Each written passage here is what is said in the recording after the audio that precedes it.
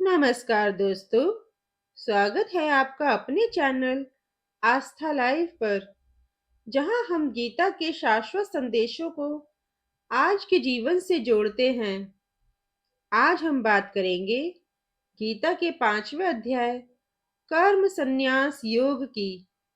यह अध्याय न केवल आध्यात्मिकता का गहन ज्ञान देता है, बल्कि आधुनिक जीवन के कई सवालों के जवाब भी छिपाए हुए हैं।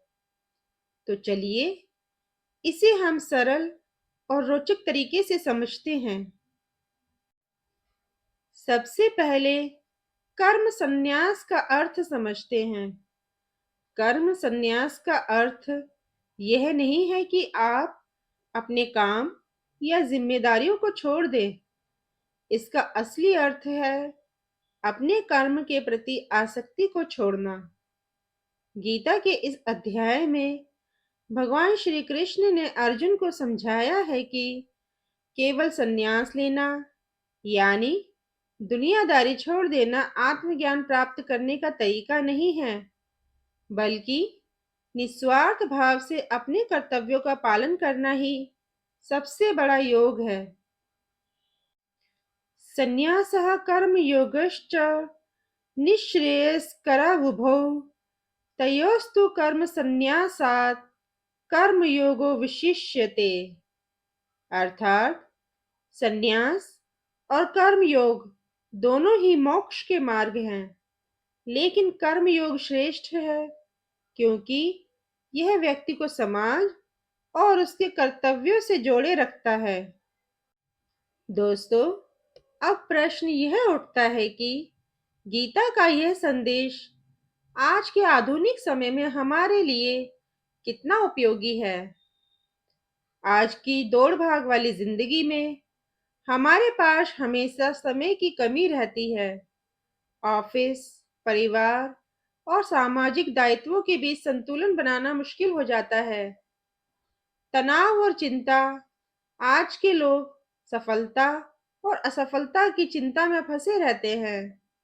इस वजह से मानसिक स्वास्थ्य भी बिगड़ रहा है। गीता का यह अध्याय हमें सिखाता है कि अपने कार्य को करते समय परिणाम की चिंता ना करें। कर्म करते हुए भी मानसिक शांति बनाए रखी जा सकती है।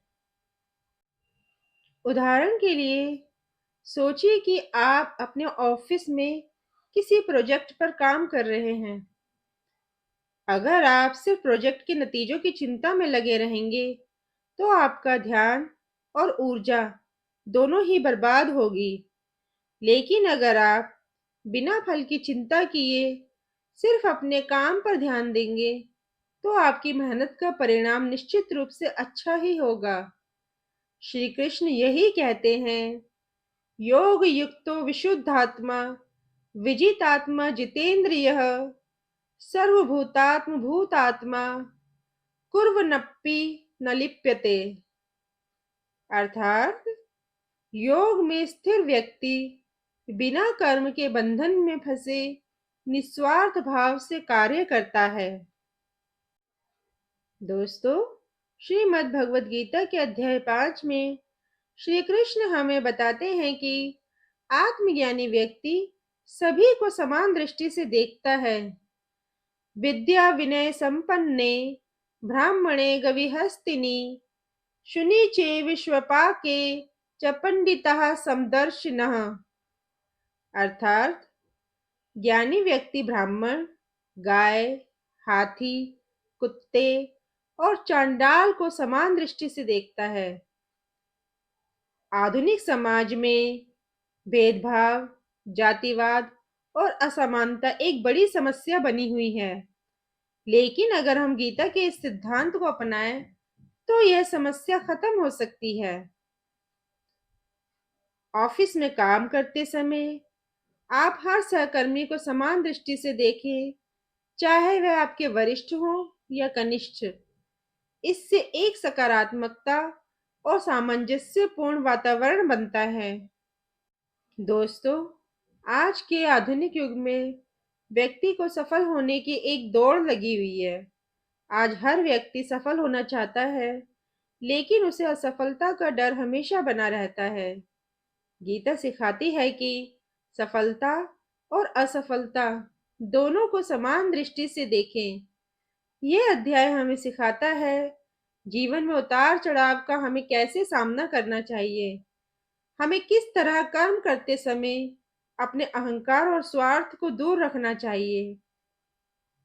सुख दुखे समे कृत्वा लाभालाभो जया जयो ततो युद्धाय युजस्व नेवं पापम वापस्यसि। अर्थात सुख दुख, लाभ हानि और जीत हार को समान मानकर अपने कर्तव्य का पालन करते रहो। आधुनिक युग में आप लोगों ने कई बार देखा होगा कि लोग अपनी असफलताओं से टूट जाते हैं, लेकिन गीता हमें सिखाती है असफलता भी एक अनुभव है। यह हमें बेहतर बनने का एक मौका देती है। भगवान श्री कृष्ण बताते हैं कि आत्मा कभी भी कर्मों से प्रभावित नहीं होती।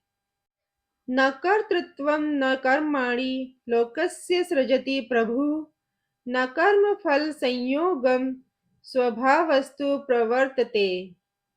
अर्थात ईश्वर न कर्म का निर्माण करते हैं, न कर्ता का, और न ही कर्म फल का। ये सब स्वभाव से होता है। इसका मतलब है कि कर्म तो शरीर और मन से जुड़ा है, आत्मा उससे परे है। इस बात को समझकर हम जीवन में हर प्रकार की चिंता से मुक्त हो सकते हैं। अध्याय 5 में श्री कृष्ण हमें सिखाते हैं कि सच्ची शांति कैसे प्राप्त की जाए। भोक्तारं यज्ञ तपसाम सर्वलोक महेश्वरम सुहृदं सर्वभूतानां ज्ञात्वा माम शांति मृच्छति। अर्थात जो व्यक्ति मुझे यज्ञ और तप का भोक्ता, समस्त लोकों का स्वामी और सभी प्राणियों का सच्चा मित्र मानता है, वही सच्ची शांति प्राप्त करता है। आज के जीवन में जब हम अपने जीवन के हर कार्य को ईश्वर को अर्पित करते हैं, तो हमें शांति मिलती है। दूसरों की मदद करना, समाज में योगदान देना और बिना स्वार्थ के काम करना ही सच्ची शांति का मार्ग है। दोस्तों, गीता का 5वां अध्याय हमें जीवन के हर पहलू को समझने का एक नया नजरिया देता है।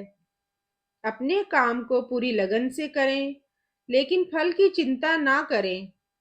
हर व्यक्ति और हर परिस्थिति को समान दृष्टि से देखें। सच्ची शांति बाहरी दुनिया में नहीं, बल्कि भीतर है। अगर हम गीता के इस ज्ञान को अपने जीवन में अपनाएं, तो हम हर समस्या का समाधान आसानी से पा सकते हैं। तो दोस्तों, ये था गीता के 5वें अध्याय का सार। अगर आपको ये वीडियो पसंद आया हो, तो इसे लाइक करें और अपने दोस्तों तथा परिवार के साथ शेयर करें। आपके लिए इस अध्याय की सबसे प्रेरणादायक बात कौन सी लगी, हमें कमेंट में ज़रूर बताएं। अगले वीडियो में हम गीता के 6ठे अध्याय के साथ आपके सामने आएंगे। तब तक के लिए कर्म करते रहें और शांति बनाए रखें।